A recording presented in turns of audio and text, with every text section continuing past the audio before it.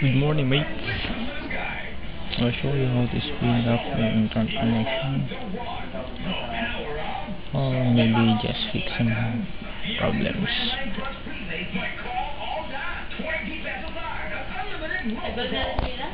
Let's see.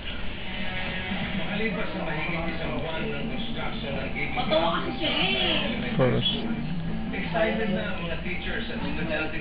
go to your network sharing, local area network connection, and properties, and then double click your internet protocol version 4. Change your DNS server to 4.2.2.1, then 4.2.2.2.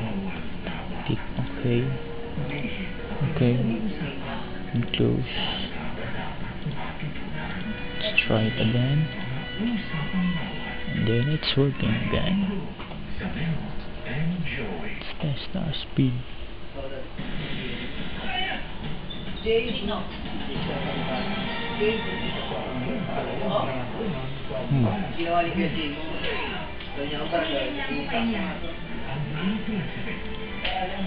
Nawasan niya? Oo. May kumukuha ng camera sa kayo. Brad, wala mo ng camera. Video mo na. Pangalan mo? Okay lang usap ka niya? Oo. Sabi ka niya. Hindi sa akin yan. Ano siya?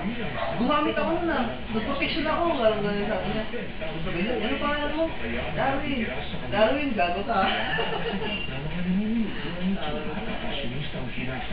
Bago release yung ano yun eh, yung album nila na Makaros. Hindi mo tuloy na yun? Ha? Hindi mo kayo na eh. Unang album nila yung hindi mo Makaros. Nabagal.